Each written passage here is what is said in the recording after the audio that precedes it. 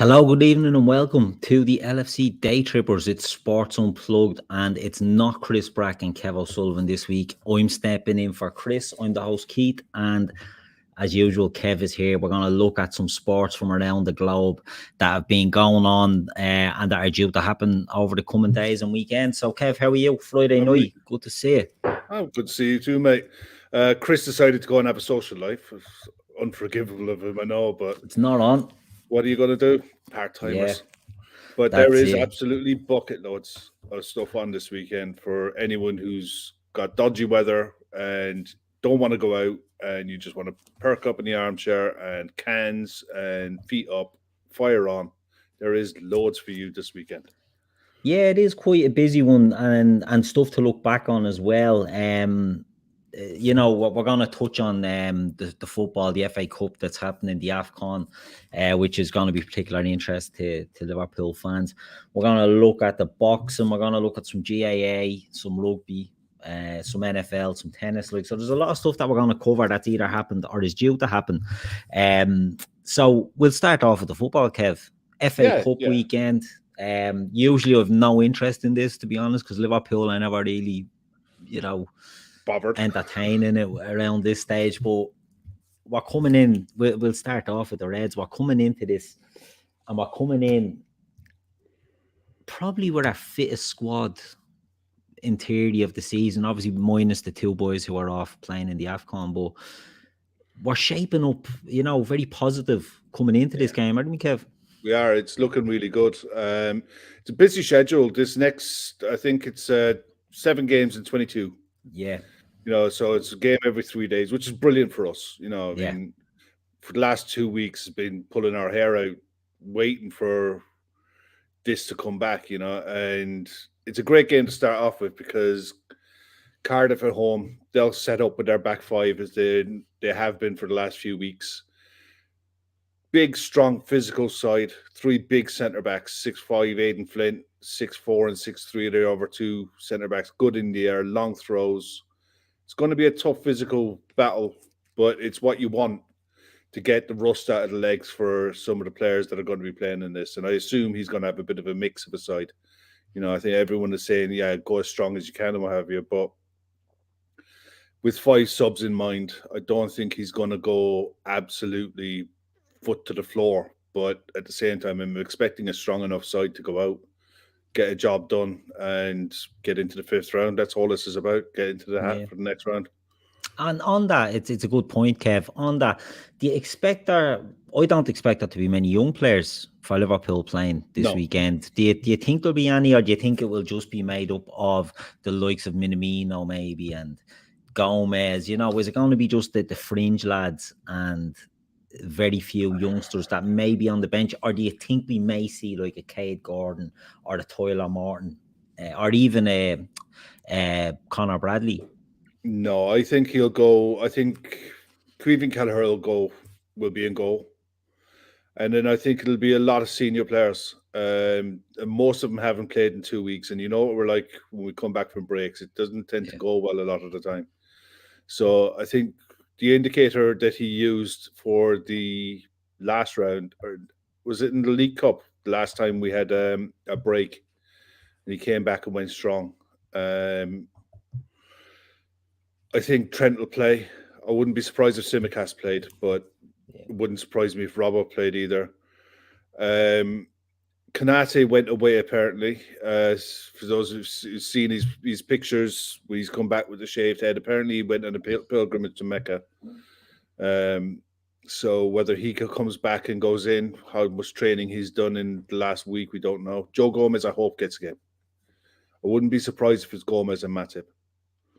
I don't think you need to play Virgil in these type of games, but it wouldn't surprise me if you went with Gomez and Matip.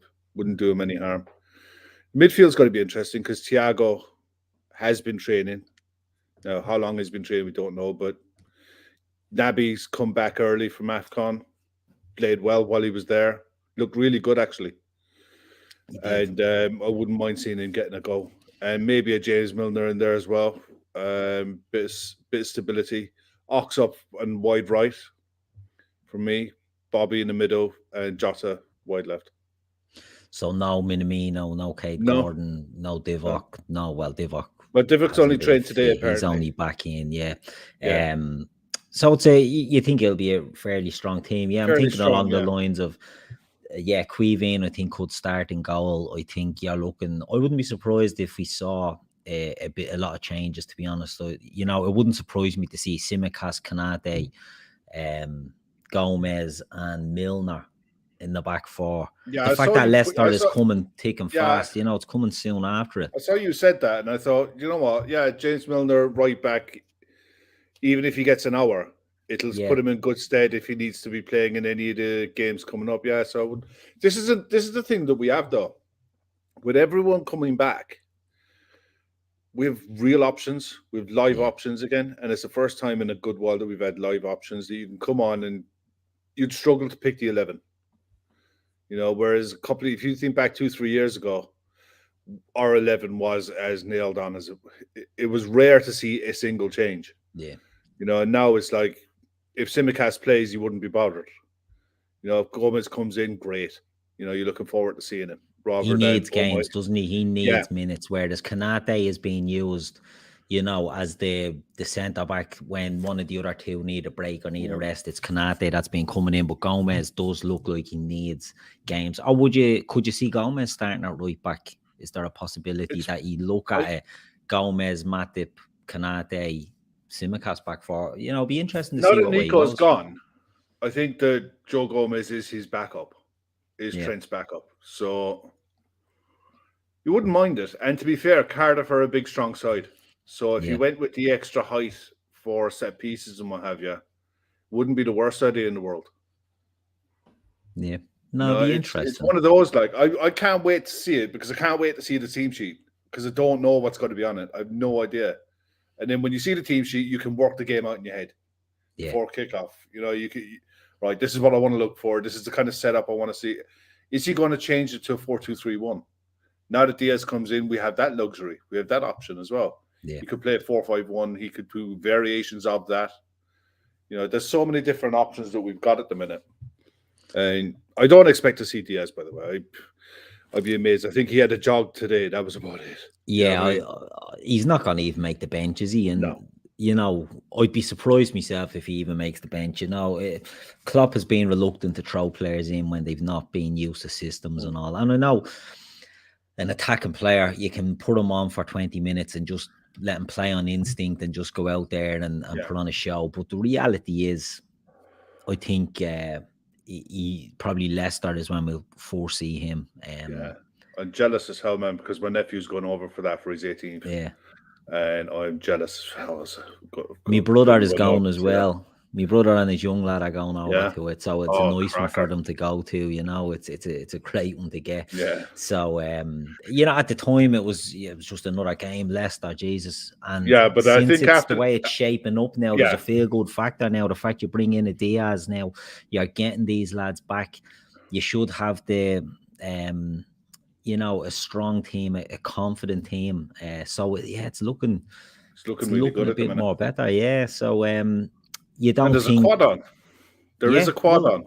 It's the first time since what did I hear? Since 1960 something that we've at this stage of the season we've been in contention or something on forefront. So I don't know, but it is on. And I suppose if we take a second to think about it, the league looked dead and buried a few weeks ago.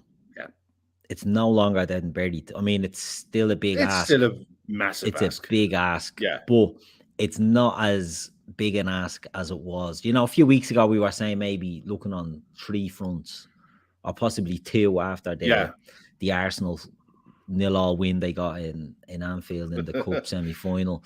Yeah. But it's amazing how things have changed. It's amazing how things have changed. It's a reminder to everyone how quick... When you look at the table before Christmas, you look at it just after, and you look at it now. It doesn't take much. A result here and there, a draw here and there. That's all you're looking for is a sniff of a chance. I mean, it's up to us. It's in our hands to be there, but the league is out of our hands. If you know what I mean. Yeah. If City do what they should need things to go our way. We do. But as you said. we've spoke about this numerous times. Yeah. Liverpool and City have raised that bar where you have to go on these winning runs, and when you're on these winning runs and you're in a groove, like Man City do this regular, and Liverpool, when we're at our best, do it. A draw becomes a killer. Yeah. And we saw that with City. Southampton draw, 2 points dropped, and that puts Liverpool back in with a sniff. It's blood in the water, and it's.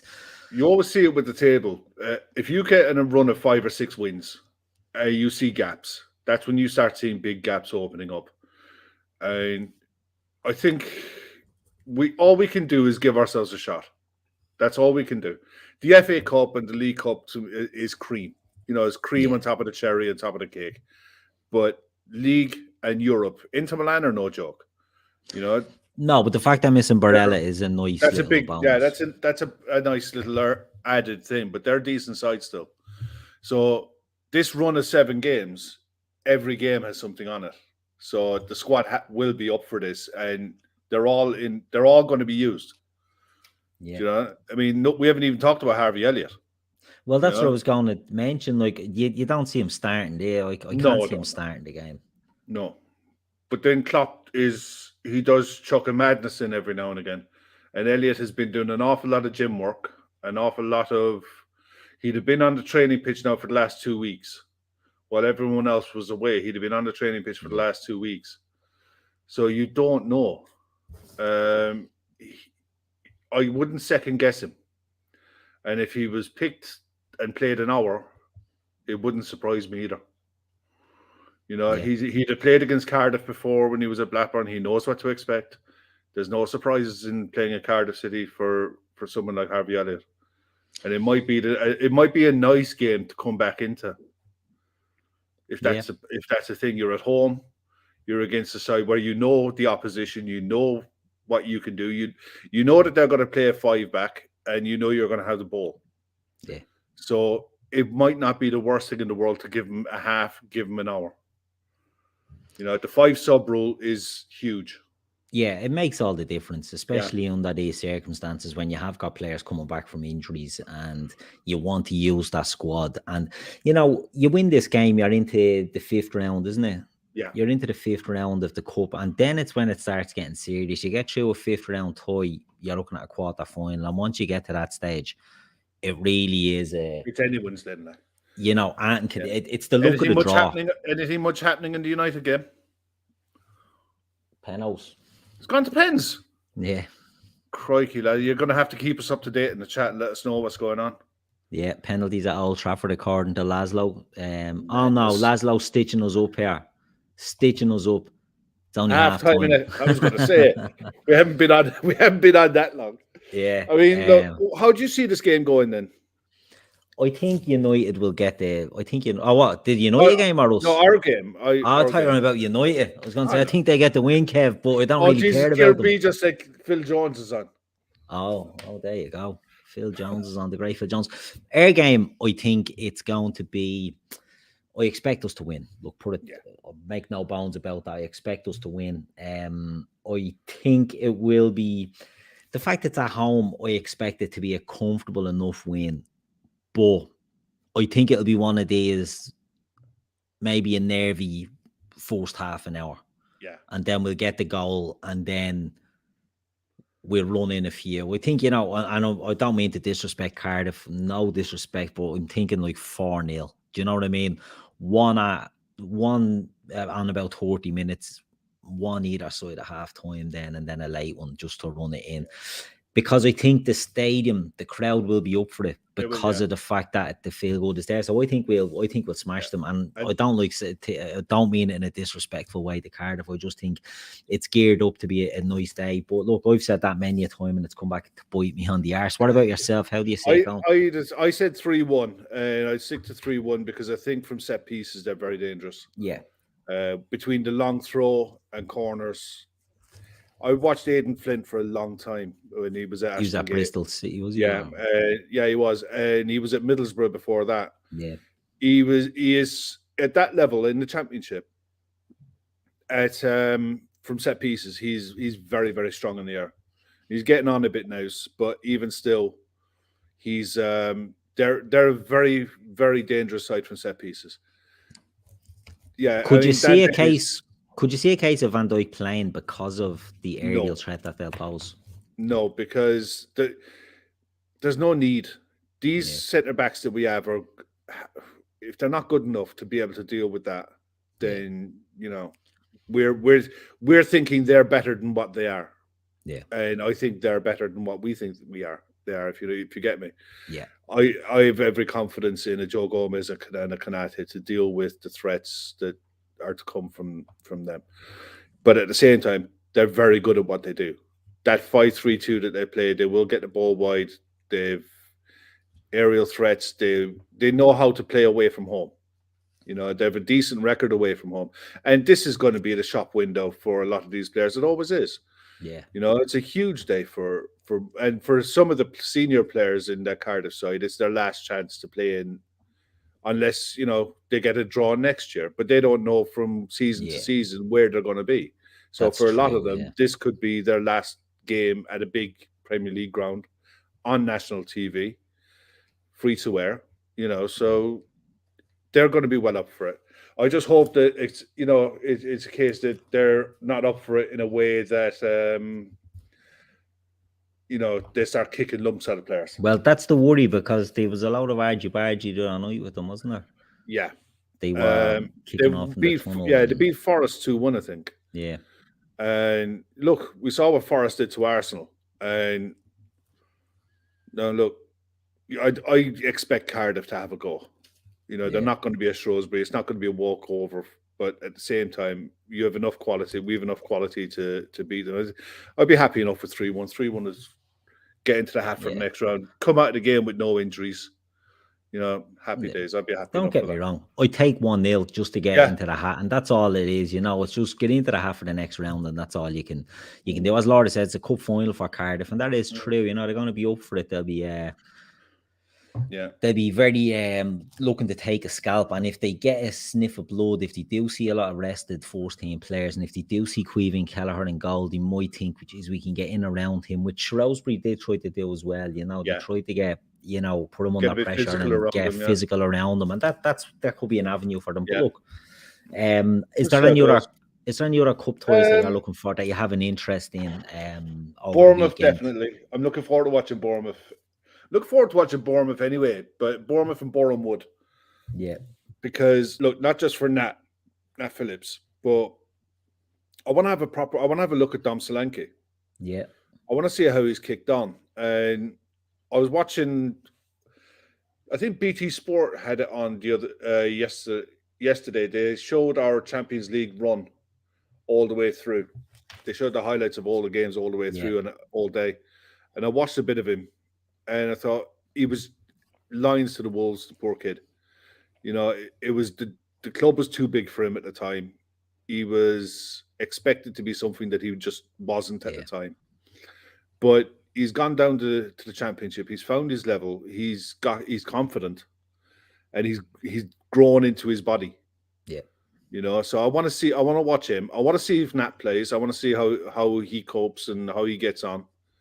I'm looking forward to watching him for the rest of the season as well, because he's another one. If they come up, they might put an offer in for him. Yeah.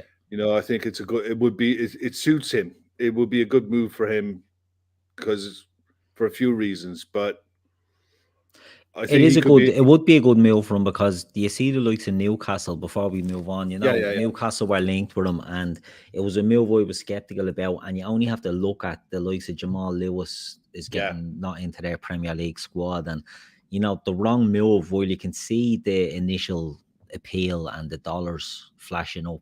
Yeah. It only takes one move and you're left out of a squad, and then you're bouncing around, and it's hard to. I think they had 3 senior players at Newcastle that they didn't register. Matt, one of the Longstaff brothers as well. Yeah. I don't know if it was Matty or Sean. I don't know. Because they brought one of them back on loan from Aberdeen. Yeah. And if it was him, and they brought him back on loan and didn't send him back out and didn't register him, that's criminal. That's bang out of order. And the other one was a centre-back who's already injured, But when you look at Jamal Lewis, that we were linked with him, and people were losing their rag over the fact that we didn't sign him, that we went for Simicast over him. Yeah. And the fact that they've spaff 20 million quid on him and decided that you're just not only are you not good enough to go out on loan anywhere, that we haven't even bothered to find you a loan club. Yeah. We're just not going to register you, so just go and sit in the sidelines and behave yourself for 6 months. It's poor form, you know. If you're looking to It's bad buzz, and I suppose Newcastle are probably more interested now in more high-end players, you know, more established players or continental players coming in, that the likes of a Jamal Lewis and all the long staffs, and Jeff Hendrick is turfed out to QPR, and Kieran Clark did. I don't think he got registered. I think he was one of the ones that wasn't registered. Wasn't registered. But like, apparently he's carrying an injury. He's a long-term injury, so but there's a lot of these sort of young homegrown players will be the ones that were there will be the ones that are thrown to the wolves, and it's a slippery slope and a bad precedent to set. But but you're right about Nat Phillips. If he'd have ended up going there, fine, he might have been one of the people who'd help keep them up, but he would be discarded onto the scrap heap. And where do you go on the back of a bad period? You know, you're not getting Bournemouth play ball. They're a good team, and it's a team I'm excited to see as well. They've done some decent business. I like Todd Cantwell, and you know, I'm surprised that he ended up there, but he did, and it'll be interesting to see how he does. He's a good young manager as well. Are you a fan? Yeah, who's a Scott Parker? Scott Parker, I think I liked what he tried to do at Fulham. Yeah, it didn't work out, but I liked the kind of football he was trying to play, and it was. I just think that he's young and he went down, moved around the Championship. He'll do well in his career. I think he's going to be one of these ones that comes back up and could end up doing like a Graham Potter. Yeah, you know, as long as he's strong enough and the owners are brave and stick with him, then I think he's going to have a good career. I mean, one of the other bits of news that came out today as well was Steve Bruce going to West Brom. Yeah.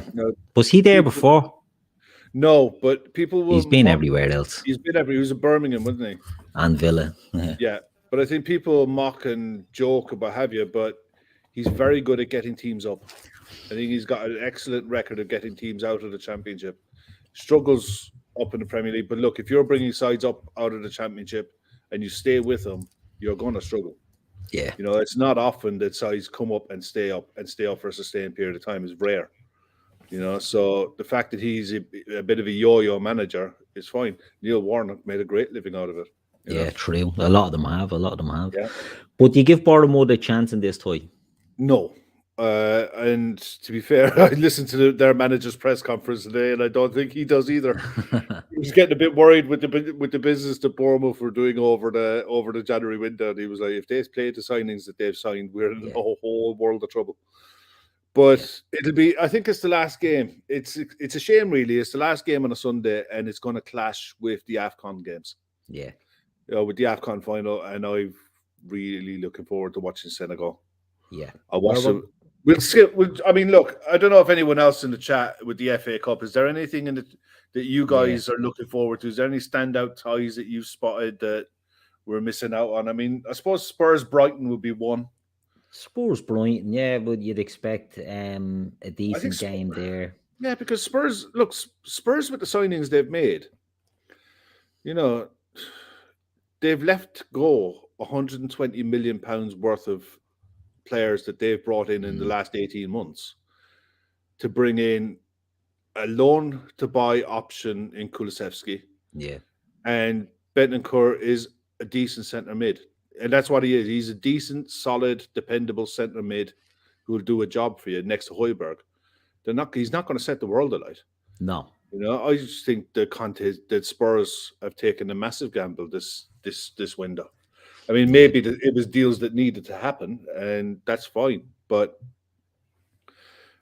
Brighton could be anything on their day, and Brighton could rip them apart like on their day if they're right up for it.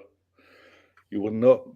Well, that's it. You're right. Spurs have made a gamble. I've seen a lot of their fans online saying, you know, just clearing out the dead wood and getting ready for the summer, but they've stuff to play for. I mean, it's like Arsenal with their asset stripping they've done.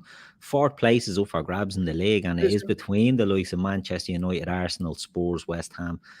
You don't want to be hindering your chances in that. And, Spurs, I agree. I think Bentancur is a good player, and I think Kulusevski is a good player, but they weren't maybe regular. Bentancur was, I suppose, regular enough for Juventus, but they haven't gone in and taken key men out of a team. They've got players they could get that were maybe not their top choices, not their first options. Yeah.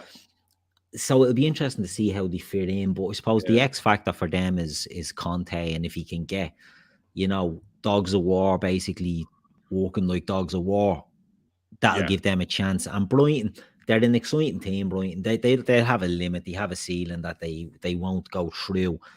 But it'll be interesting to see what it could be a good one, especially with it being a cup game as well. Yeah, the shackles are off a bit. I think Jonathan in the chat there said about Kidderminster and West Ham. Massive game for Kidderminster. Just getting to the 4th round. The fact that you get in the Premier League club away, or at your home ground, it's huge. It's huge for the finances of the club.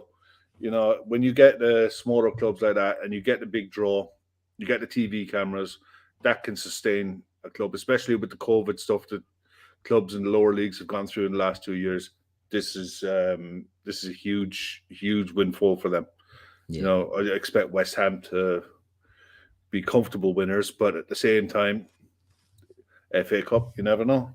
Yeah, I think West Ham are sort of, after establishing themselves as one of the better sides in the Premier League, and when you go into these games with confidence, and a manager like David Moyes, who, this is not a slight on him, but he's an ugly manager. You know what I mean? His Everton team were being a good team, were an ugly team. They knew how to fight and they knew how to scrap. And West Ham are the same.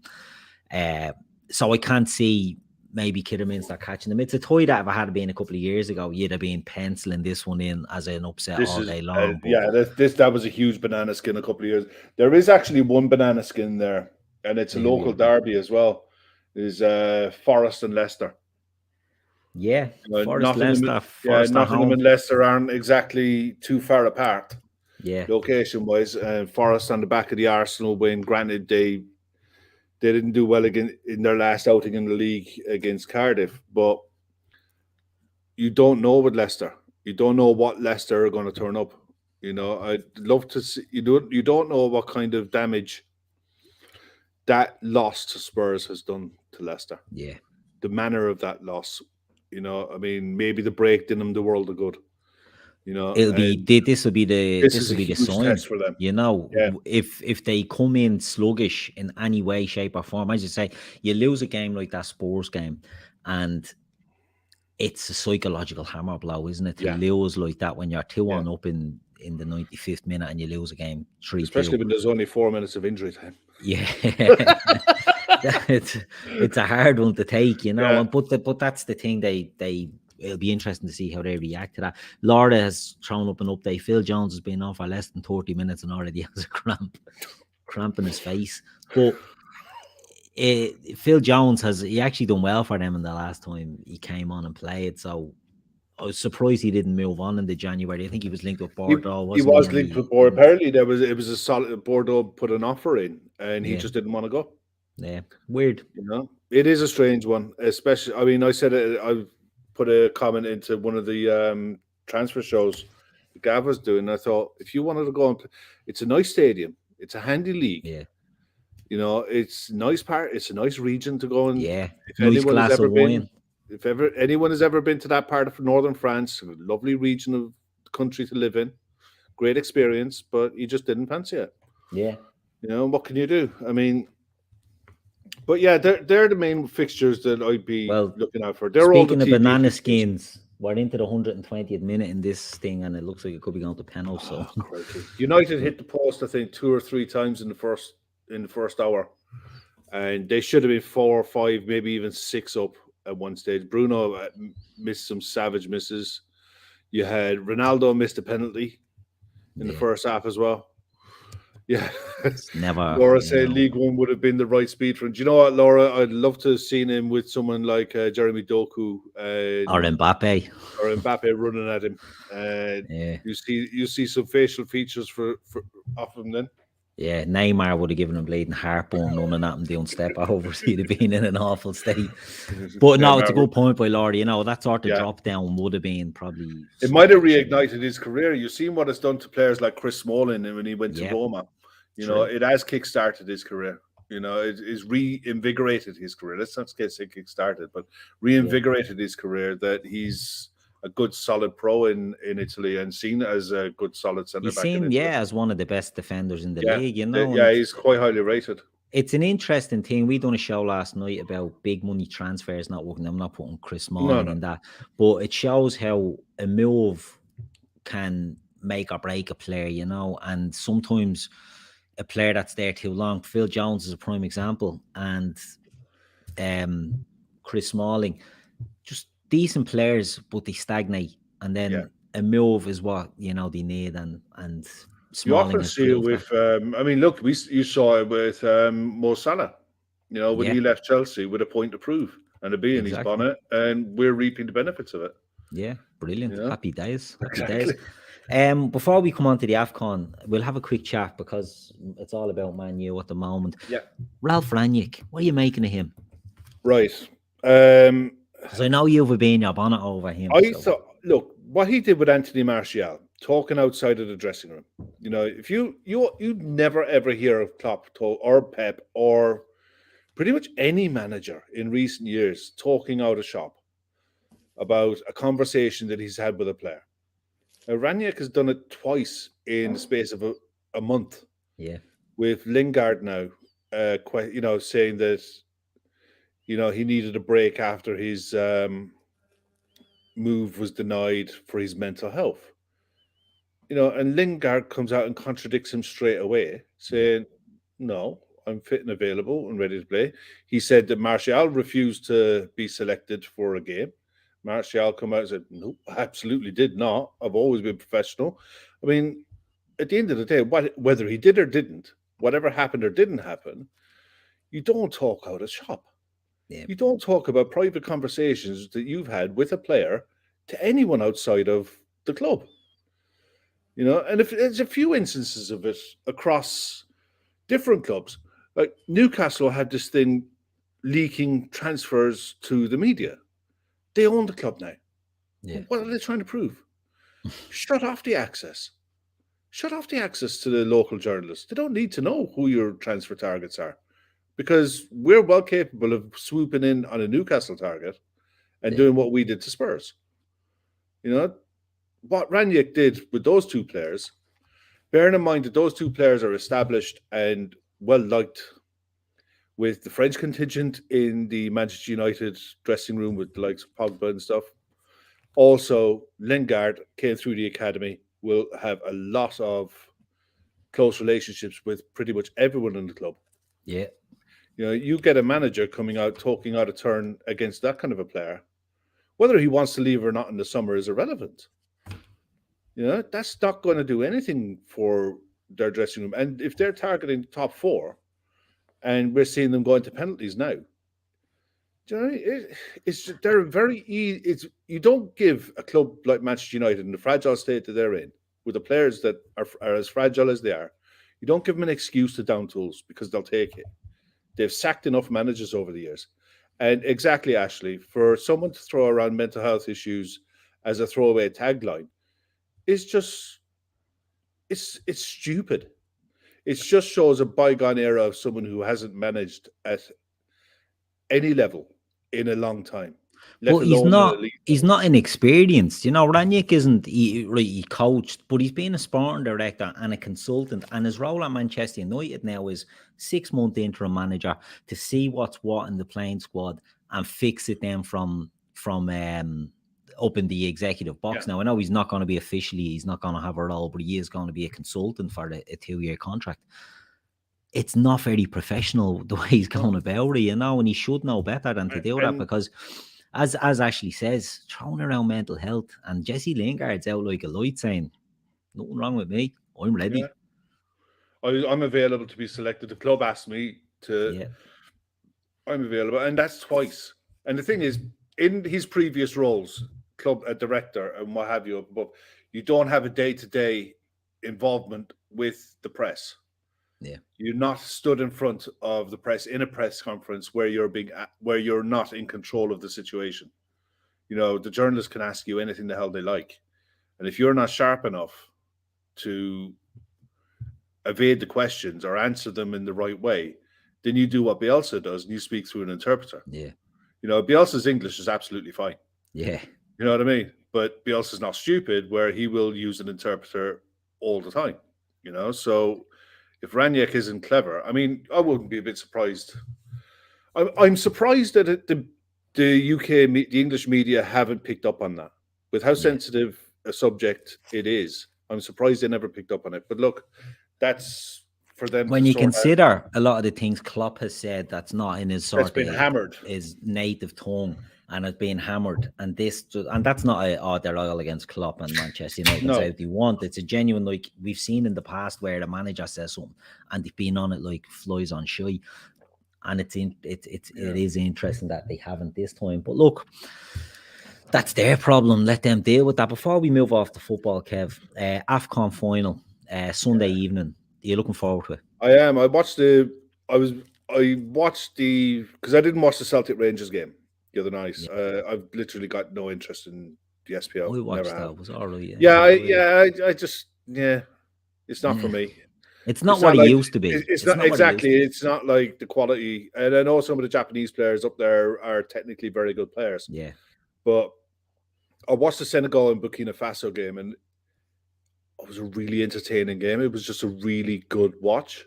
And Sadio, for me, was as sharp as I've seen him in a long, long time. Yeah. And I was delighted for him. And I was delighted for Mo as well, because you saw Mo's reaction when Egypt got through to the final, the relief, the everything, the facial expressions, everything about it is just a feel-good story for both of them, and either way, one of them's coming back not happy. But at the same time, at the start of the tournament, the first time I watched Egypt, I thought, oh my God, they're just so bad. They're as when you look at it on paper, they've got 2 or 3 players that are decent. And I looked at them, Salah's carrying this lot. Big time. Whereas you look at Senegal and front to back, they are a proper team. When you got Mendy in goal, you got Koulibaly in the back, you've got Sadio up front, you've got players that are familiar. You've got Ismail Assar on the bench, man. Yeah. You got Ismail Assar coming off the bench on 70 minutes. Koulibaly is just a different kettle of fish. In these type of games, I think at a high level, I think he's exposed. Yeah. But in these kind of games, he's a monster. He's an absolute monster. I've been really impressed with Senegal and how they've managed their way through this tournament without setting it alight. But that seems to be a popular opinion there. Kieran B saying, yes, Senegal the most impressive. Red Steve saying, can't see past the Senegal win. I think Egypt were model to win this. I think Egypt are a model to grind it out. Not in any way spectacular. They've ground out the whole tournament. They have not been good at all. And they're in the final. They're a hard side to beat. They're a hard side to beat. Carlos Queiroz is an excellent coach. He is, yeah. And will he be allowed to be on the touchline for the final after being sent off? I don't know. I hope he is. I hope he is. Well, you don't want to see. It's like I always have this issue about a player missing, a final for totting up yellow cards. I think it's one of the worst looking things ever. It is, yeah. There should be a clean slate come a semi-final. Exactly. For the semi-final, it should be a clean slate. If you're sent off, right, if you're sent off, different kettle of fish. Yellow cards, like ridiculous. Yeah. But is he banned, Laszlo? Laszlo's saying there he's banned for the final. That's a real shame. It is a shame, yeah, it is, because you want to see the 2 best teams, and you want them to have a manager there, and they're 2 good managers. Yeah. Aliou Diarra, yeah. yeah. He was player as well, wasn't he? Yeah, he played for Birmingham. Played in the Premiership for Birmingham, but he played for them in the 2002 World Cup. He was a mid-centre mid. He was an excellent player, little tiger. Yeah. But yeah, he was. I'm looking forward to it. And the thing is, the way the Sunday night is shaping up, you've got the FA Cup game, you've got AFCON final, you've got the Pro Bowl later on in the night. If you're a Nighthawk, you can stay up and watch the Pro Bowl. There's shed loads on. Yeah.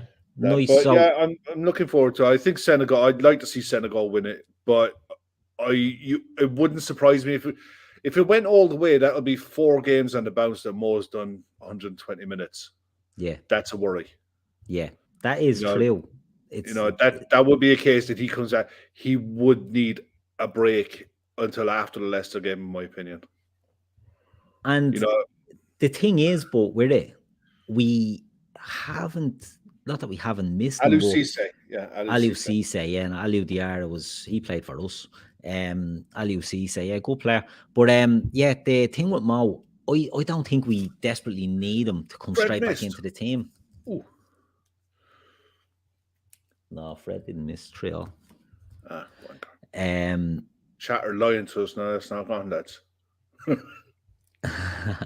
But no, it'll be interesting. So you're going for Senegal win? I hope so.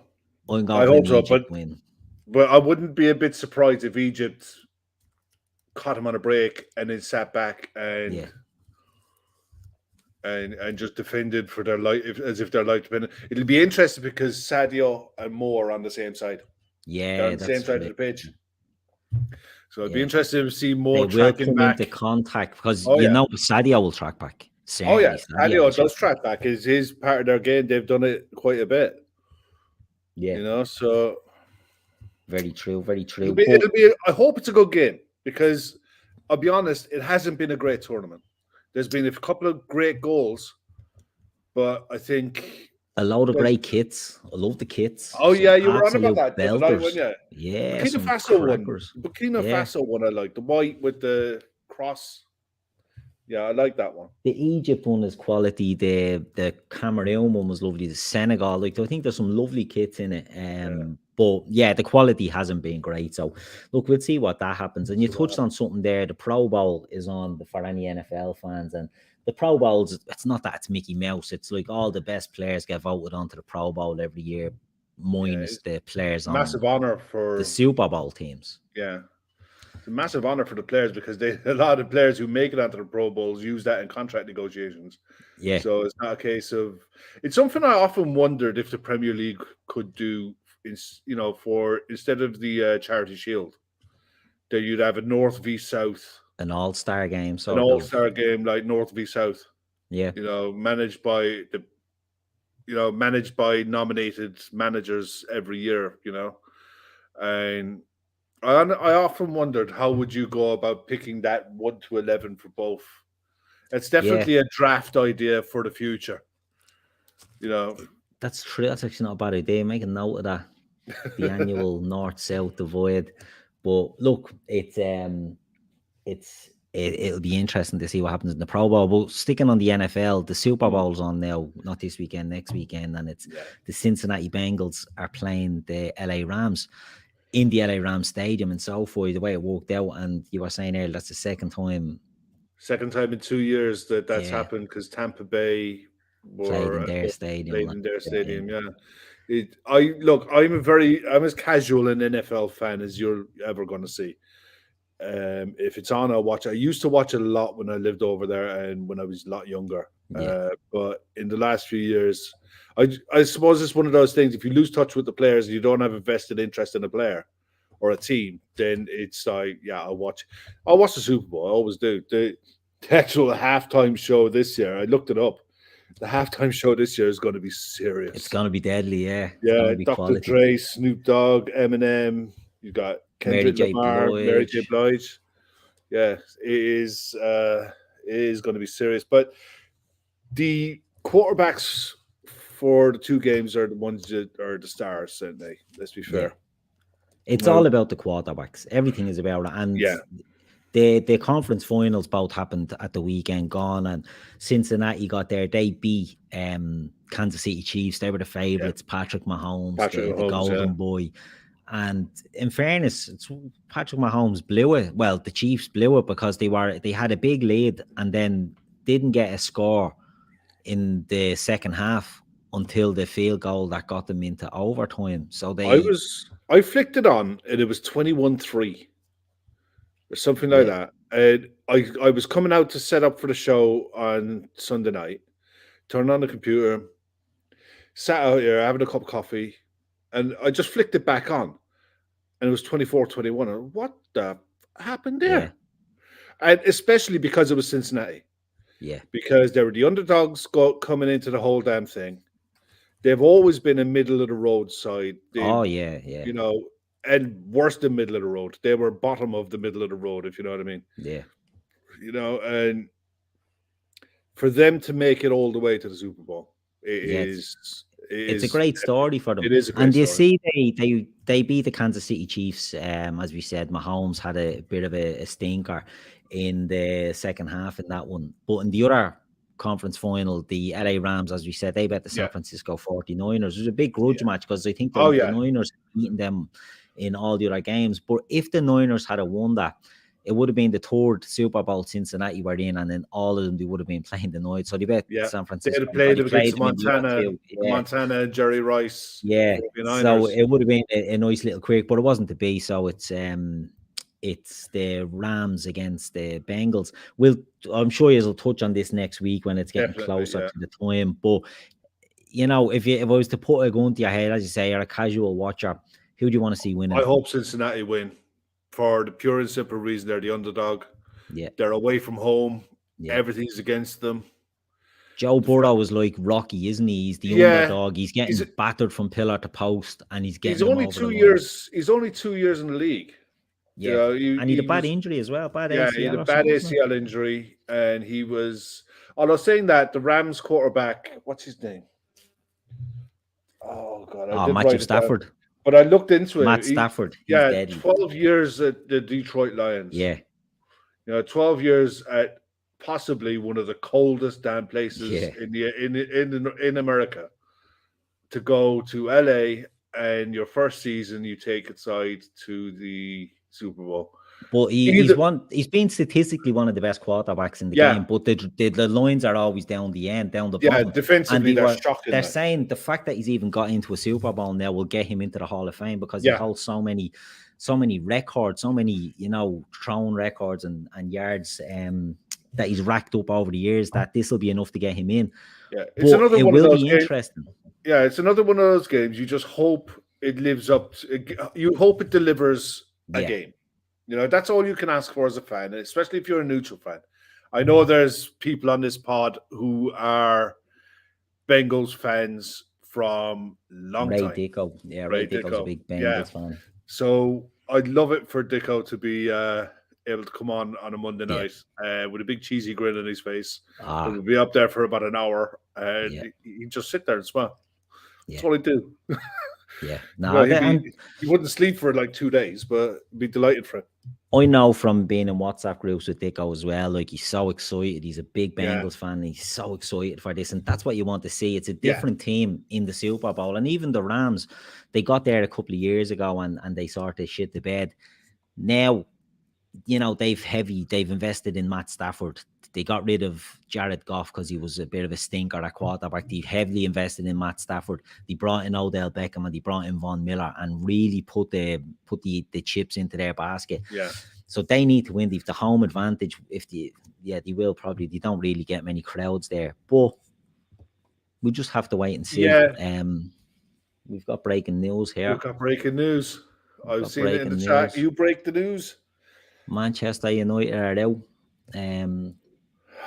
Who missed Alanga? I hate when a kid. I hate that. I don't care if it's Manchester United. I hate when a kid misses a penalty and will be bleeding skate. No, it's only the FA Cup and ultimately. But you can imagine. Do you know what's horrible, right? We're both on Twitter, and you know what's coming for this kid. Yeah, you know what I mean. 100%. 100%. It's such a fucking tragedy. Yeah. That in 22, sorry. On the back of this kid is going to get absolute dog's abuse. Yeah, of the And worst kind. Yeah. We don't have to go into it, but we know what's coming his way. We know what's coming. And it's such a shame. And do you know what? I don't care if it's the fact that he's Manchester United. He looks such a talent. Yeah, he's a good He player. looks a real talent. And the games that I've watched him in, I look at him and think they found another one there. You know, and I don't know. We'll just have to wait and that, see. I'm glad they're gone. Like, I'm delighted they're out. Happy days. But I'm just going. I wish it would have been someone else, someone a bit more experienced. Phil Jones. Phil Jones, he can take it. He can take it. Yeah, exactly. He's big enough. But that's them out. A load of lads are having a good time about it. But the Reds, Dave hits it. Lad needs to stay off Twitter. It's a cesspit. And if he's on Twitter, avoid at all costs. Instagram, whatever, Snapchat, whatever he's on, boom, get off it for a few days. So I think we both fancy. I hope the Bengals win. I just hope it's a good game. I will stay up to watch it. You know, it's just one of those things. It's one of those traditions now. Yeah, I do with me. Even if you're a casual fan like me, it's like you will watch the Super Bowl. You know, you'll be a zombie on Monday, but you will watch Once you start, you stick it out. It's you know, you get sucked in, and it's brilliant. I love the NFL. Anyone that's sort of not too sure on it should watch the Super Bowl and just get you know, hooked into it. It's brilliant. It's great, and you know, and the beauty about the NFL is the way and it's American sports across the board. The way they do the draft system, it engineers competition so that you might get cycles, like you might get periods of domination, say like the Patriots. Yeah. But in general, that's rare. You know, these are all clubs that are owned by multi-millionaires and huge companies, so they can invest. It may be interesting that the Glazers won it last year, and Stan Kroenke could win it this year if the Rams win, which I'm sure the Arsenal fans. And in fairness, he's pumped a lot of money into that stadium. Yeah, and the team. A lot of Arsenal fans won't be happy, but it's like the United fans as well. Didn't Tom Brady come out gushing about the Glazers and their ownership and all that? United fans are going rasher over it. But if United were run in a way that replicated the investment they've made in the squad, be it from wages and transfer fees, properly. Exactly. They would be different kettle of fish. They would be competing. It was amazing last night watching the Man of Football show, how many times you were talking about players that were involved in Manchester United transfers, you know, past and present. And you're talking about how many of them worked and didn't work. And it's almost negligence for the amount of failures they've had in transfer windows. And it goes to prove a point. There is a sweet spot when it comes to transfers, and I know you guys are going to be looking into that. So it'll be interesting to see how that pans out over the next few weeks when you delve into it and see what you come up with. But I believe there is a sweet spot when it comes to transfers, and I think we're hitting it. Yeah, we certainly are hitting it, and other teams get desperate and they don't, you know. But look, it'll be interesting to see how that does pan out. But we'll move off the NFL. We'll touch on boxing now, Kev, because big card on the weekend. Big card in Cardiff. In Cardiff, and it's the hometown favourite, Liam Williams, up against Chris Eubanks Jr. And it's a needle one. This is a grudge match. There's a beef there. I know boxing, I think, has gone to the dogs, right, in the last few years. And like similar with MMA, with the UFC, it's all staged to promote, right? But there is genuine rivalry with these two, because I think it stems back from Eubank put a lad, was it Blackwell? He had a badly injured him, and then the chap, unfortunately, he was in a coma, I think, came out, went back, sparred, and ended up with bad brain damage. And I think Liam Williams was a friend of his, and I think there is a bit of bleeding, a bit of salt there between the two of them. How do you see this one going? This one, it's a proper 50-50 fight. Yeah, I agree. You can make arguments for both. I think Eubanks probably stops him in maybe the 8th, but it wouldn't surprise me if Williams took it to points and won it.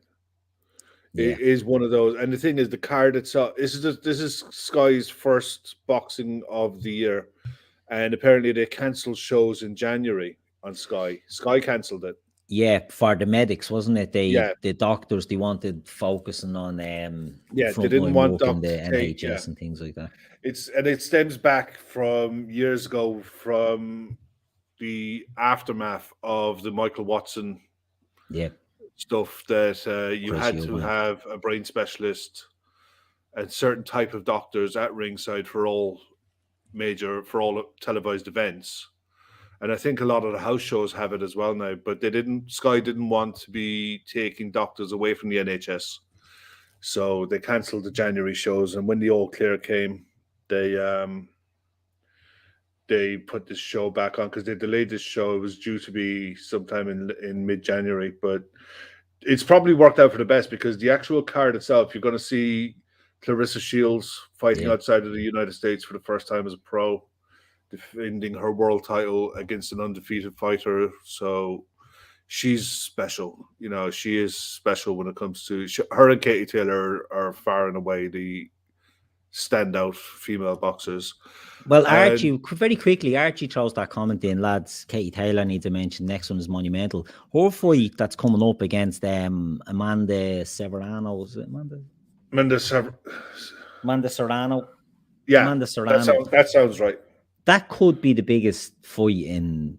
It's headlining boxing. Madison Square Garden, I think, isn't it? Yeah. And it's a standalone headline. And it's a genuine, like, Katie usually goes into these fights. Now, I know with the, her name escapes me, the Belgian one, that she narrowly, controversially beat. Yeah, that was a close one. And then, I think she won the fight, but it was, you know. You could see an argument against it. You could see arguments both ways on that. I could say, but this one is genuinely one that you could say, like, Serrano has got a chance of upsetting Katie Taylor. But it's a career defining fight for Katie. I think if she can win this fight, I think it puts her up there as the best female boxer. Yeah, I think she already is. Yeah, I agree, but I think this is the one that Clarissa really Shields is the name in America that carries TV money a lot more than Katie. But Katie is as well known now because she trains in Connecticut. She trains and fights there as much as here, you know. And but this is the first time I think she's going to be mainlining an event in the States. It's going to be I mean, I'm looking forward to watching Shields because I haven't watched her live. So, well, according to Luis Suarez, and I don't know if it's the Luis Suarez, Shields is all hype, not a patch on Taylor or Serrano. I think Taylor is an exceptional boxer. You know,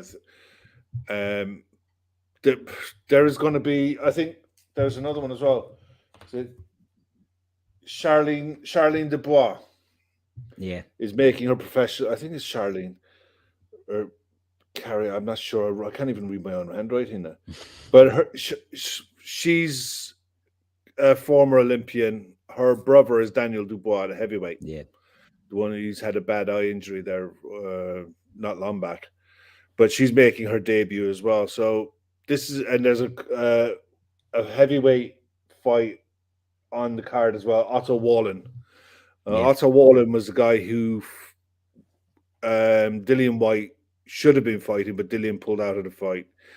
He also fought Tyson Fury a few years ago, and he cut Fury and took Fury 12 rounds. So he's definitely at the top of the who needs him list. Yeah.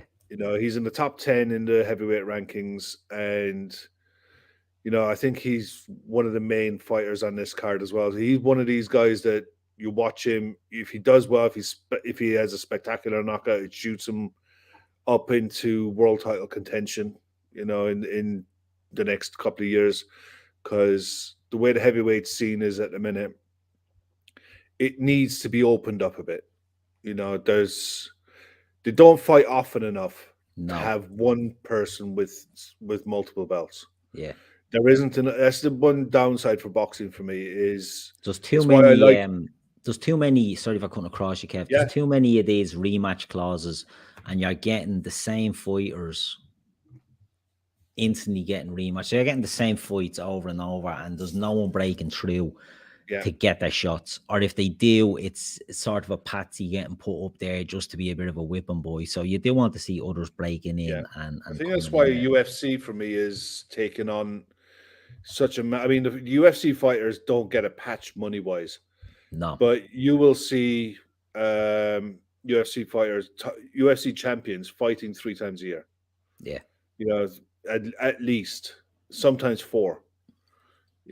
And the ranking system, the way it is, you win, you move up, you lose, you go down.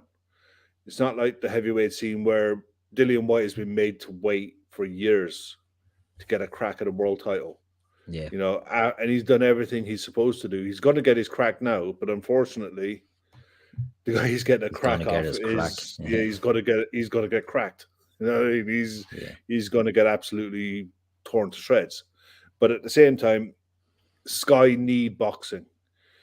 Yeah. It was one of the things. It was one of the attractions for Sky in the early days that Saturday night was fight night. Yeah. Now and it's amazing how it has changed. Like my brother is in the chat there, Darren, and he's saying UFC is there. But absolutely. I agree with you, Kev. I agree with the meritocracy nearly that is in UFC, and I think they're at risk of sort of moving away from it a bit. But I think in general it's there. You challenge, you work your way up, you get your shot. And boxing don't do that. Boxing there's too many belts. There's too many subdivisions within divisions. There's too many fucking, lineal champ and Ring Magazine champ and all these belts and all that. There's just too much. It's too diluted. And I think it affected boxing over the years. Different organizations, different, the WBC and IBF, all this stuff. And it's been a disaster. It was a push for me, it was a push when the WBO came into it. Yeah. Because that was the 4th one. For me, that was the 4th one. You always had WBC, for me anyway, WBC, IBF, WBA. WBA, yeah.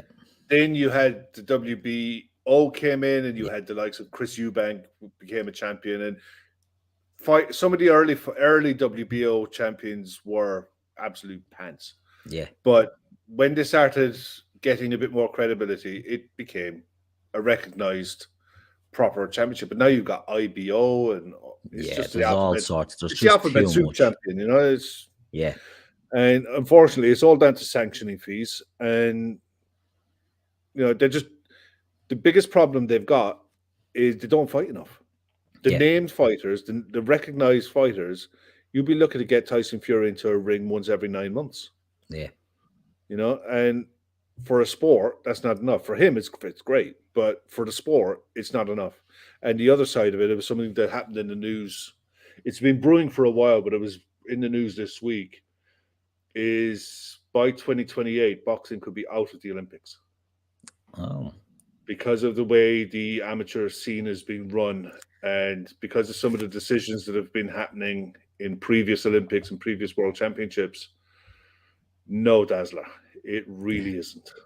Yeah, I think he does have a point about McGregor, but that's the thing. Oh, yeah. McGregor is just a draw now, isn't he? And he's a draw. He is a cartoon character. Yeah, McGregor wouldn't stand up in front of any live UFC fighter now and put up a credible fight. No, they all want the piece of him because they know he's he's the payday. That's what he is now. We had Callum on the show here the other week, and Callum is UFC in the head. Yeah. And he's really knowledgeable about it. Now, we watched the Francis Ngannou and I think it's Gan was the guy he was fighting for the heavyweight title. Now, Ngannou walked out of that fight with 820 grand. Yeah. For his payday. And he is an absolute freak of a specimen of a human being. Yeah. As a fighter, he is heavyweight champ. Yeah, he's unreal. Always, when I was younger, it was always the pinnacle of boxing. Was the heavyweight division. The heavyweight division, yeah. But the money is in boxing. The money is in crossover fights. That's why Ngannou is screaming out to try to get a crossover fight with Tyson Fury. Yeah. Fury would destroy him. But if Fury stepped into a cage, Ngannou would take him down and snap his leg. or snap his ankle or break his arm or whatever he wanted to do. He'd just do whatever the hell he wanted to him. Yeah. And there's nothing that Tyson Fury or anything else or anyone else could do about it. But you put boxing gloves on it, Conor McGregor, Francis Ngannou, any of these fighters, and they're out of their comfort zone. And Reclaimer is spot on. Dana White runs that promotion as a business, and the fighters are the product. They're also the employees. And that's why you're seeing fighters running under contracts and moving all around. Yeah, Robbie Doyle. I agree with Robbie's point Yeah. there. Middleweight, super middleweight was always a better division. But I mean, even if you go back to the 80s, like the Duran, Hagler, Hearns, Sugar Ray Leonard, and then Chris Eubanks, Nigel Benn, all that, Steve Collins, all that era, it was an amazing weight division. Gerald McClellan, all of these fighters, absolute screamers. But even whereas the heavyweights have sort of, I think since Mike Tyson sort of lost the championship to Buster Douglas, I think the heavyweights, Lennox Lewis, Evander Holyfield. Yeah. I don't know. You got into the nearly like Lennox Lewis, Riddick Bowe, they were just big giants. The Klitschko's, Tyson Fury. Tyson Fury is actually a great boxer, but you just got these big bastards in there that were just. They were always, we'll get onto this now actually, because you're talking about the big guys, the Six Nations starting at the weekend. And look, I don't know about you. I don't watch as much rugby as what I would have done if I, lived over here all my life. If I lived especially in this part of Munster, because I'm not far from Thomond, and rugby's huge.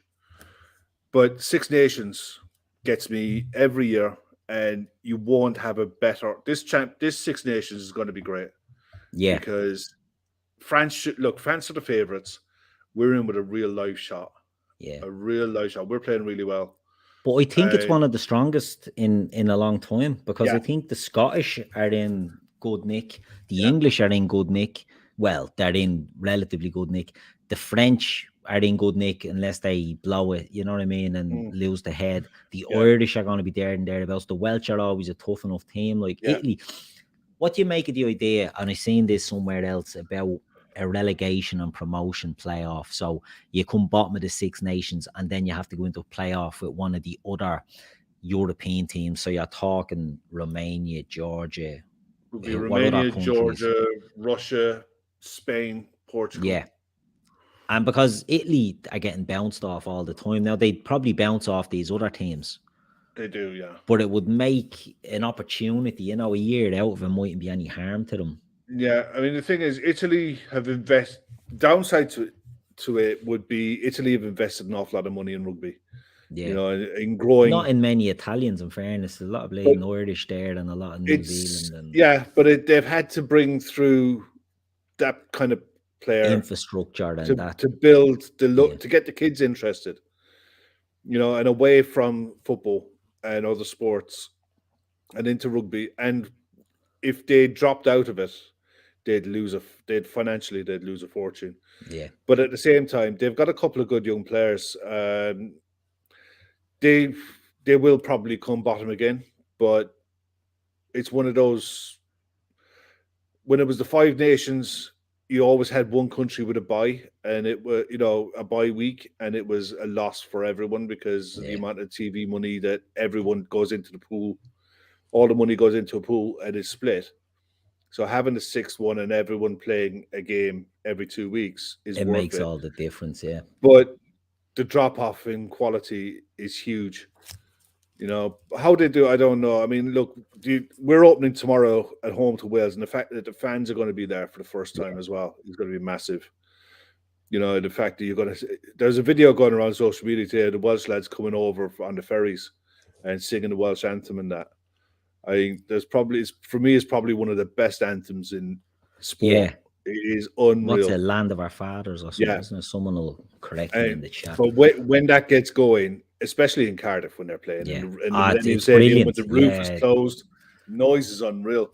But tomorrow, I mean, the under-20s, the last time I looked at the under-20 score tonight, where Ireland played Wales at Musgrave Park, it was 48-0. I don't know what it finished. But I expect Ireland to win and win well tomorrow. And then you've got the Calcutta Cup. 53-5 it finished. Wow. That's massive because, Yeah. you know, I mean, rugby in Wales is a religion. Yeah. And to beat any Welsh side by that kind of a score shows the strength of Irish rugby and what we've got coming through. That's a really good score. Yeah. You know, you've got the Calcutta Cup then, tea time tomorrow in Scotland, and they'll fancy their chances. Speaking of Scotland, as Emmett says there, Flower of Scotland. Yeah. What a song. Is massive as well, yeah. I'm looking forward to the All Championship because you don't know with France. France could be very Spursy. Yeah. And that's the best way to describe them.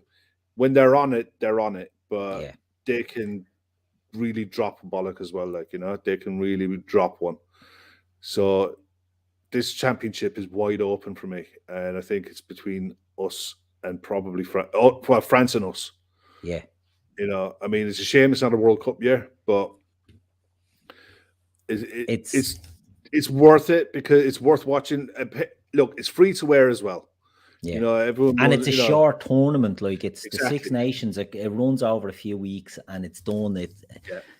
It's a brilliant tournament. Look, not everybody's a rugby fan, and there's a sort of an elitism with certain people with rugby. But when you look at it, I loved it when I was a kid. Going back to the Five Nations, I always remember, like, I grew up in the flats, and you'd be down the flats playing football, and the grandstand would be on the Saturday, the Five Nations would be on, and if France were playing, I was going up because Serge Blanco played for them, and I'd watch Serge Blanco all the time. He was amazing. He was a great player. But what I was saying about the big guys, when you look at Serge Blanco is about 14 stone. Yeah. And 6 foot, 6'2" maybe. I think England have a winger making his debut, or he's fourth or fifth international. He's 6'5", and he's about 18 stone. Yeah. And he's a winger. You know what I mean? These guys are huge. Tyg Furlong Furlong's a beast.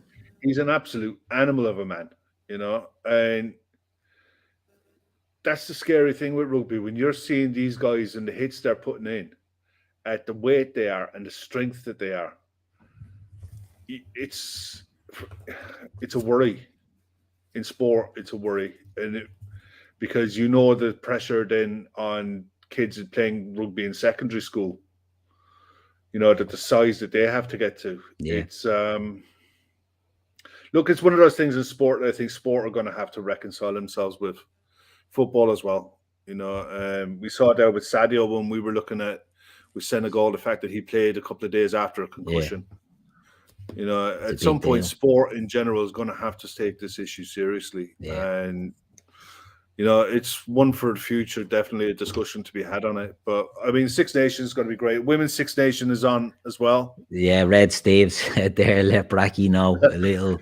They got a resident host there who loves the women's game. Yeah, look, unfortunately for everyone, anyone who plays, it's England's tournament.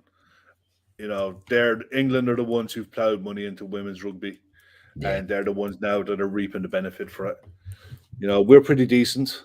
Well, there's a girl who grew up, whose family are from the flats I'm from, plays for Ireland, Stacey Flood, so we'll be supporting her. A lot younger than me, obviously. She's not my age, still playing, but good family, good stock. So I'll be supporting her. And usually those games would be on RT2 on a Friday night as well. Yeah. So it does be interesting to watch. There was a couple of years ago, there was some really high quality in the women's game. Get some decent games, yeah. But I think England have kicked on. Whatever investment has been put into women's sport over there in the last decade, you're really starting to see the benefits of it now. And talking about Chris with the women's game, you're seeing it now with the TV money that's going into the Women's Premier League. And you're seeing American players and players coming from the French league. You know, a few years ago, would have been unheard of for a woman to come from Lyon. Yeah. To play. That was the destination. That was the destination. Not the stepping stone. Yeah. Now the English clubs are the destination, and hopefully Liverpool can do a turn. I think they're playing the side down at the bottom of the second division this weekend, while the side who are in second are playing third, so we can extend our lead. And look, we've said it for a while. The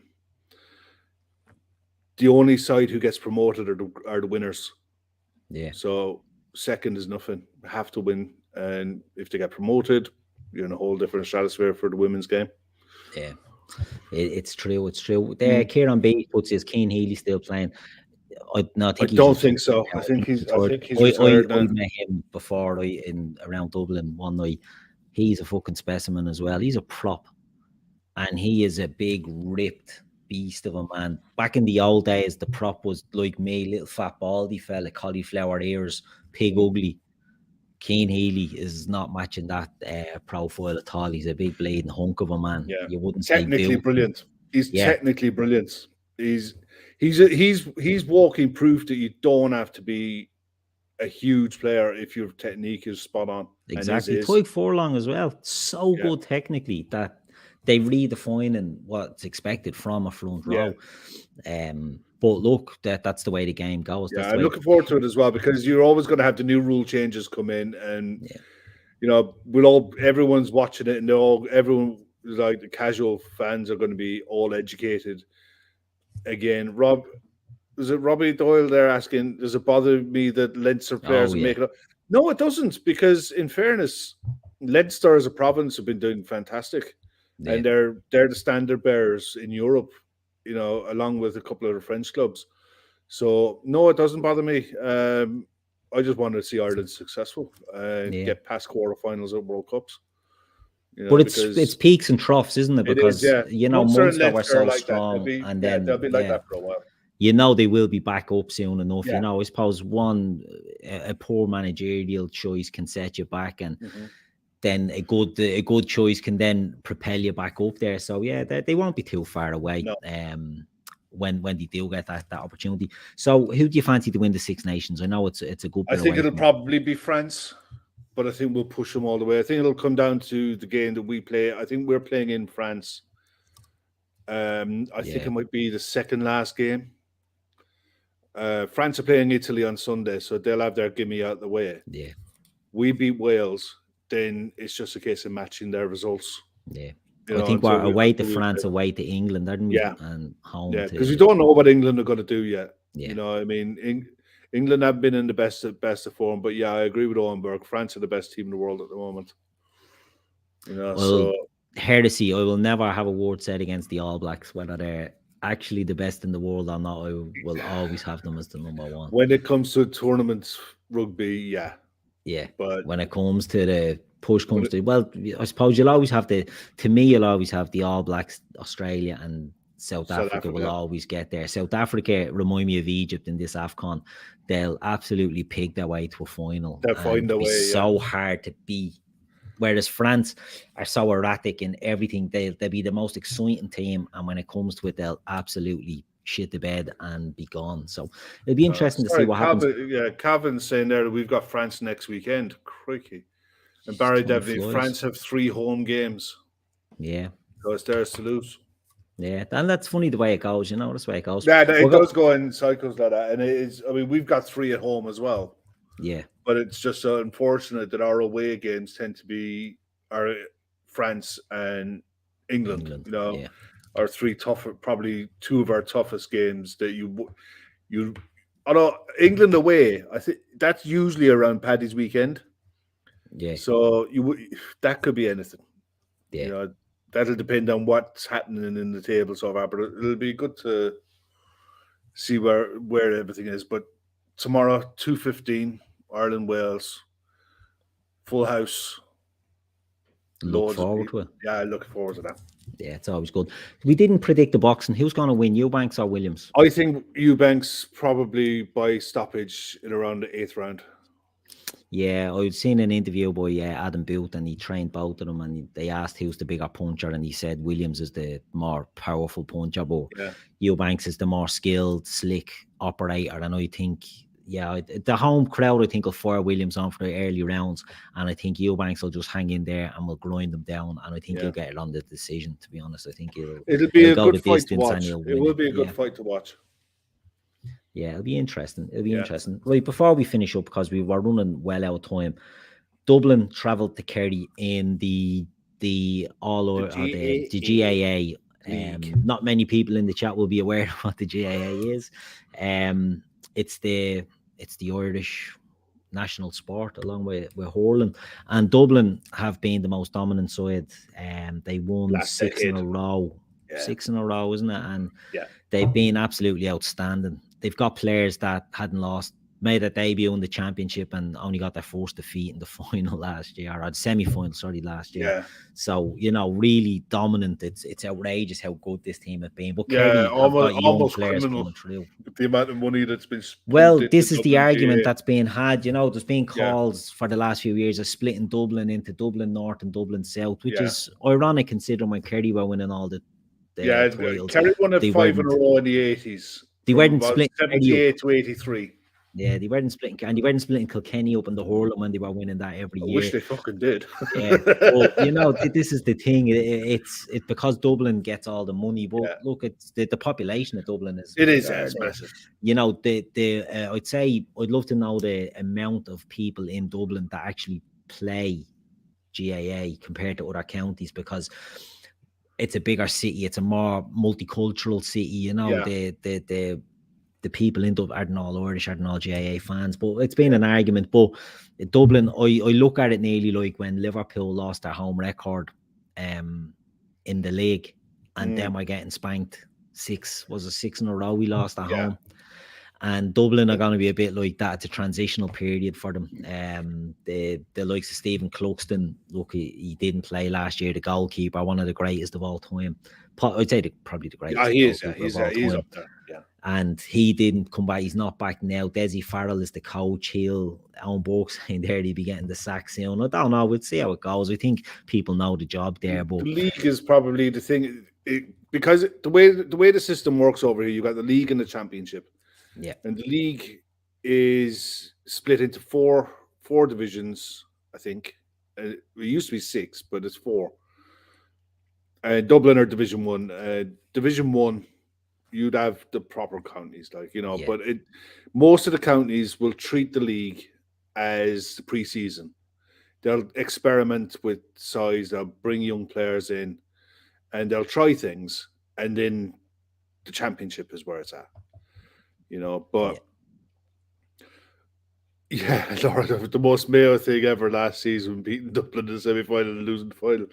For people who don't know, Mayo have this course on them, and they constantly getting beaten. Dublin beat them in, I think, 3 finals or 2 finals? Yeah, 2 or 3 in the bounce, And then they knocked Dublin out last year, and people thought, that's it, and no, they lost the final. But Dublin lost last weekend to Armagh. Yeah. Armagh looked decent as well. And it was a shock. It was a shock. It was like you wake up in the Monday morning. How bad they beat them, it was a shock. That was one of the lead stories on Monday morning when you turn on the radio and the national news, that Dublin lost in the league, And now they're travelling. Most games, big games, are held in Dublin, right? Everyone in the country has to travel to Dublin for finals, semi-finals. Big day out up to the big smoke and what have you. But this time, tomorrow night, Dublin travel down to Kerry. Yeah. And will be one of their rivals in the All-Irelands come August. Yeah. But it's a big test. I think they'll probably be playing either Clarny or Tralee. And we'll see what Dublin have after coming off the back of a loss against the Kerry side, who's Kerry will fancy it at home, and there'll be a good crowd there as well, because it'll be the first time the Kerry crowd will have been able to be out for a game in a good couple of years. And an exciting team Kerry have. They've young players there. Good young players. They have a good mix. A conveyor belt coming through of talent that they will look to get behind, because, as I said, there's blood in the water there. People can sniff the weakness in Dublin, and Kerry will be the ones looking to capitalise. Emma Kavanagh says it's on in Tralee. But that'll be an interesting one. Anyone in the UK or anyone who has Sky Sports, I'd really recommend giving the GAA a go, whether it's the football or the hurling. Actually, I love the hurling. I love it more.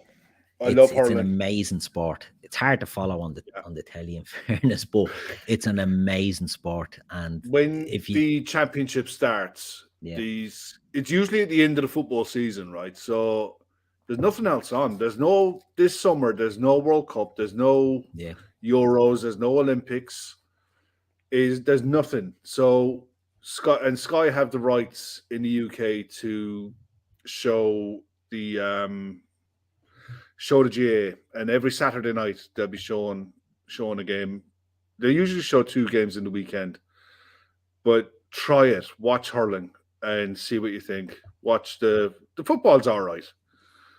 Yeah, Pat, the Cork double. I have a friend of mine I went to school with. He was in the same class as me in school. Was on that team, on the 1990 team. Yeah. And I had 2 fellas from the village where I'm from were on that. Danny Cullity and Mark O'Sullivan were both from the Market in County Cork. And I went to school with Mark, and he was an exceptional footballer. But the amount of traveling and dedication that they used to have to go through, because we live about 45, 50 miles from Cork City. Yeah. And they were training up in Cork 3 nights a week. So it's 3 nights a week you're driving to Cork and back, working in your day job as well. And the roads weren't. And the roads weren't we didn't have any motorway or anything like that. Right then, it was up the side of mountains and what have you. It was proper.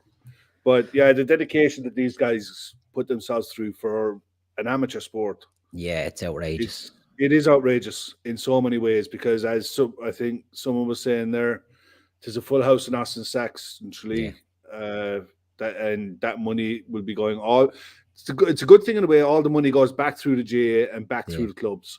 Yeah, 13,000 I think is the capacity there, isn't it, in Austin Stacks? You look at any club ground around the GA. Even I noticed it massively when I came home. You'll have your clubhouse, you'll have lovely pitches, you'll have gyms. Every parish in the country, has excellent facilities. So. And all of the kids in the country benefit from it. We all grew up playing it, But on Pat's point there, Kev, I was a Cork man that doubled in 1990, and people are not familiar with it. There's not many counties that are good in both sports. No. So there's Gaelic football and there's hurling. Yeah, they'd be the 2 big ones. The 2 main ones. Like Dublin are in a footballing county. Yeah. They are not a hurling county at all. They had a good run a couple of years ago. Yeah, but it's very, very hit and miss. Yeah, you'd normally have one dominant sport in each county. At the moment now in hurling, it is Limerick, Tipperary, Kilkenny. Clare, Kilkenny. There's the same counties, are always there. There's Waterford and the likes. A lot of the Munster counties and the southern counties would be hurling strongholds. Yeah. But the fact that Cork were doing a double is a huge achievement. And I'm pretty sure there was a couple of dual players on that side as well. Yeah. That played both. I know there's the next village down from here is Milford, and she's a TV presenter now, and her name escapes me. Blonde-haired woman, and she played camogie, which is women's hurling and football for Cork for years, winning both on multiple occasions. And I listened to her in an interview on the radio, where she would often play a county match on a Saturday and then play a football match on a Sunday, and wouldn't bat an eyelid. It was just the norm for them, and you often see them with the men when they have dual players. You play hurling one week, football the next week. But to have the skill to be able to do both, Teddy McCarthy was your man. And it's so rare to be able to play both, and to be able to play it at a standard. At a high level. It's a great. I'd encourage anyone who hasn't watched it, have a look on YouTube. There's a couple of good videos of introductions to hurling. You get a basic idea of the sport, but when you watch it live, when you watch it a full match and you see the skill levels involved, and then realize that on the Monday these guys are going to work. Yeah. It's crazy. It makes you look at football in a whole new, different light. It really does. Yeah, it is. It's madness. So, like as Avo says, hurling's is fucking nuts played by nutters. It is. It's a mad sport. One of the fastest sports in the world you'll ever see, and it's unbelievable. Give it a go. Get stuck in. Pick a county if you have a bit of Irish in you. Enquiries. Yeah. She does the Ireland family as well. But yeah, give it a go. But yeah, the GAA Dublin on the dip Saturday at the night. moment. Kerry on the way up will be an interesting one. Yeah. I think that game will actually be on the GAA's YouTube channel. And it'll probably be on the RT player if you can access this outside of Ireland. Yeah. But it's definitely on over here on RT too. Yeah. And Pat Moynihan says Teddy and Dennis Walsh on both panels in 1990. So yeah, it's some going. Before we finish up, Kev, a quick word on Rafael Nadal. Rafa Nadal won the Australian Open last week. They bring him to 21 Grand Slams, taking him one ahead of both Roger Federer and Novak Djokovic. It's some achievement, isn't it? It's great. I mean, and I think the beauty, we've all probably seen better players than him over the years, but when he's had the other three to push each other on, that's why they've been able to stay on the top as long as they have. Yeah. He was dominant in France on the clay for years. He's untouchable on clay. That's where he racked up most of his wins. Yeah. But he's one of these guys that he's just great to watch. He's so entertaining. 2 sets down in a final to come back and win it 3-2. Unreal. And I wouldn't bet against him going to Paris and doing it again. Yeah. No. Very true. Federer, I don't think, has many more. No, I think Federer is probably done. He's done. Djokovic probably does. Novak does, or Novaks as he's being called by Robbie Doyle there. But that's it's a pertinent point, because you were mentioning this to me earlier. Will Novak be able to compete in some of the slams if there's any? He won't be able to compete in France, and he won't be able to prepare for Wimbledon in certain countries. Yeah. So some of these countries have very stringent rules. People can agree or disagree about what each individual country is doing. That's up to them. But the players are well aware of what these rules are. So I did not know that. I didn't know that either. I didn't know that. Wow. Yeah. The Beast of Barcelona. The Beast of Barcelona, Miguel Angel Nadal. Wow. Interesting. Laura, because he is a huge Real Madrid fan, isn't he? He's a big Real Madrid fan, Rafa Nadal. Yeah. But yeah, there you go. Didn't know that. But you're also seeing some of the. I mean, it sets up the season. I've never been a fan of the Australian Open, mainly because of the time zones. Yeah. And the fact it's on in the middle of the night, and it's just one of those. But when it gets to France, and Wimbledon's around the corner, it was like you were saying there when you were in the flats about everyone's playing outside with footballs. Yeah. Apart from the Six Nations, then you all start throwing rugby balls. Yeah. Come June, tennis you go getting tennis rackets and tennis balls and what have you.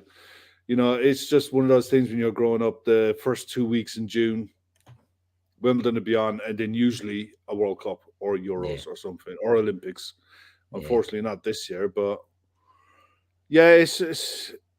it's one thing actually that the tennis, Wimbledon especially, will get sole run. It'll get a solo run at being the main attraction for the whole year. So we'll see how it pans out. It's definitely one of those ones to look out for. I'm looking forward to seeing. I think Nadal will definitely win Paris.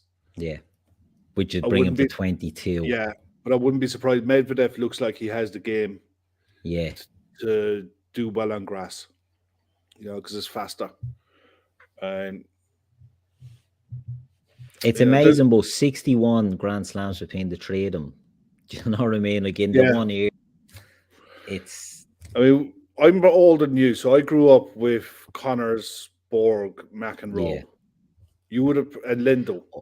I would have probably grown been up at the Agassi, Arsene, the Lendl. No, I would have had Becker, Edberg, Pat Cash, Edberg, that sort of thing when I was younger, Mats and then Wilander, into the Agassi and the Sampras era and all that. But I mean, I never thought I'd see Sampras record beaten. Yeah. You know, I didn't think I'd see Sampras Wimbledon records even remotely touched. And then along come this generation. Yeah, that's the other thing that's going on. You got the Winter Olympics going on as well in China. You know, that was the official opening. Yeah, the official opening of that was today. So I love the Winter Olympics. I can sit down and just zed out and watch it. Yeah, the ice curling and all. See curling, sit and watch it. Ski jumping. Love it. Luge, all that mad stuff. Them psychos that lie down on a blade and crate with wheels and steam down. The skeleton all and that the skeleton stuff, all that. Yeah, love all that. Yeah. But it is an interesting. I like the Winter Olympics. It's always always throws up a good bit of watching on it. It was great when it was in Canada or in North America because of the time. You know, you come home from work and just throw it on. Yeah. Throw it on Eurosport or something, and you'll be able to watch it for a few hours. But with it being in China, it's 6 a.m., 7 a.m. Yeah. And I think for this part of the world, unless you've got a vested interest in a sport, I think the viewing figures just ain't gonna be there. Yeah. Unfortunately. Which is suffered the Olympics in the summer did suffer as well from just catching up on I suppose the Summer Olympics was different because you'd always have sports where, like for us, would it be boxing or rowing or walking with Rob Heffernan. Yeah, you'd always have something to look out for. But with the Winter Olympics, there isn't really a tradition. No, we don't go out there and more than anything. You know what I mean? Yeah. But so it said, there was a one on there. It's gone. I was just looking at the chat there, and there's a comment there, but it's gone. I can't remember what it was.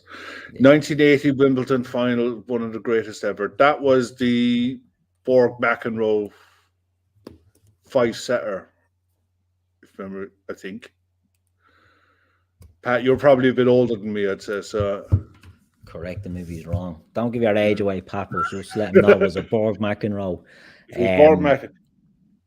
Yeah, Jamaican bobsled team was the 80. 88, somewhere in it would have been 88 Olympics, because the Winter and Summer Olympics used to be in the same year. Yeah. And then they split them to be every 2 years. Yeah. So, cool runnings, as Pat Moynihan says there, you know, was the film. It's a great film. It's a fun watch. But even the likes of Eddie the Eagle, going out there, couldn't do ski jumps or whatever, and trained and got in. It's a great story, fascinating stuff. But yes, Winter Olympics, that'll be a bit of crack as well. So is there anything else you want to touch on before we wrap her up? No, I think we pretty much covered most bases tonight, to be fair. I'm trying to think. Look, everyone, me and Chris were always talking about the Ashes and stuff like that. There's been a massive fallout from the Ashes today. The ECB have sacked yesterday. They sacked the head coach Chris Silverwood. They sacked Ashley Giles, who was the director of cricket. They're basically having a clean as dishwater. Ashley Giles, it must be said. Yeah, they've had a clear out of everyone except for Joe Root, who's still going to remain as captain. Yeah, and they're heading off to tour the West Indies. He's the World Cricket Player of the Year, isn't he? This year, Joe Root. Yeah, a ridiculous amount of runs. Not when it counts. It didn't count for shit because England only won one Test match all year. Yeah. And that shows you how the state of red ball cricket in England, that he can score. I think someone in the chat will put the number in. I'm pretty sure it was up around 1,700 runs in a calendar year, which is obscene. I remember Alistair Cook doing the same, being the top batsman of the year, getting just over 1,000. Yeah. You know, he was hitting 200s in India and all, wasn't he? He was regularly whacking them off. Whoa. Already Chris is there in the chat. I hope you had a good night out, Chris, mate. But the Liverpool game with Coventry, we've already discussed that, mate. We're way ahead of the ball. Yeah. But the tour in the West Indies, I think the tour starts in the coming weeks.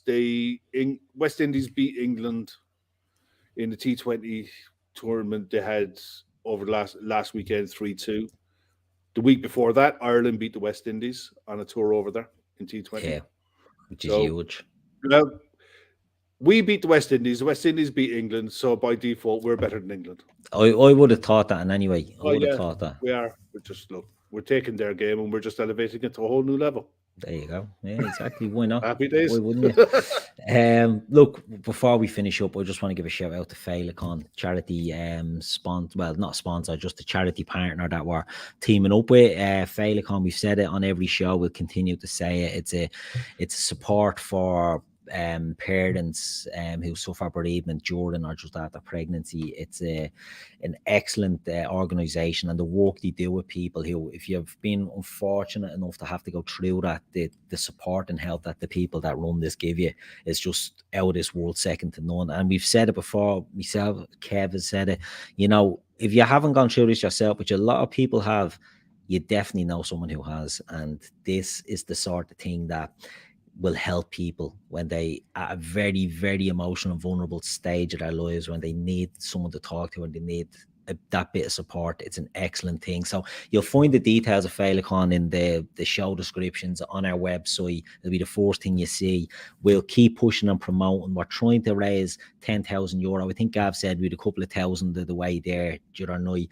We're getting there. We're getting there slowly but surely, but it's all gearing up to the golf day in the summer, when we will expect to be, hopefully by then we will have the target hit. But we're looking to do stuff with the lads in Féileacáin between now and then as well. And look, even sharing the link to the I Donate page will help. If you can give, please give.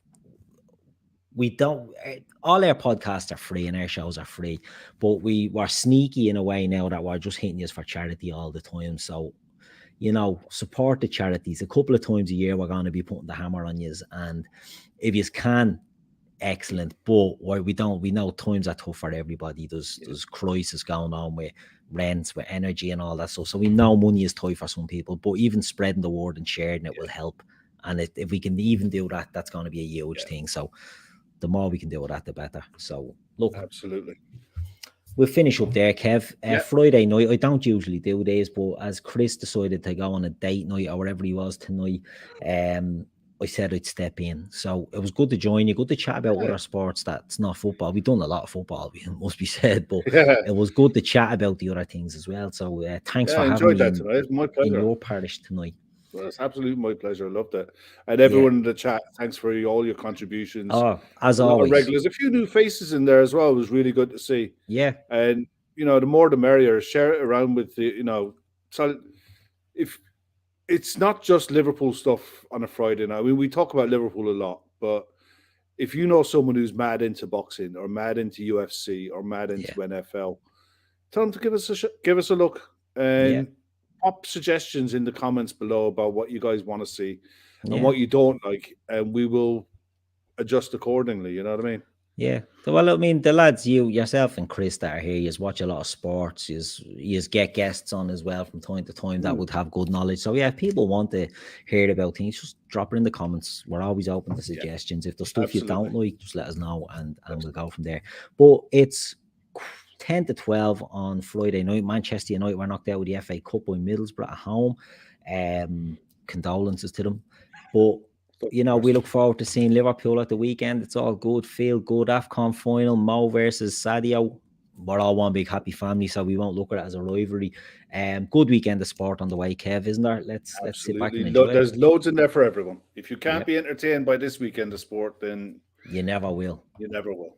You never will. So we'll leave it there, folks. Enjoy our weekend. We'll be back on Sunday with a match reaction and the Fatback 4, and we will talk to you all then. Take care.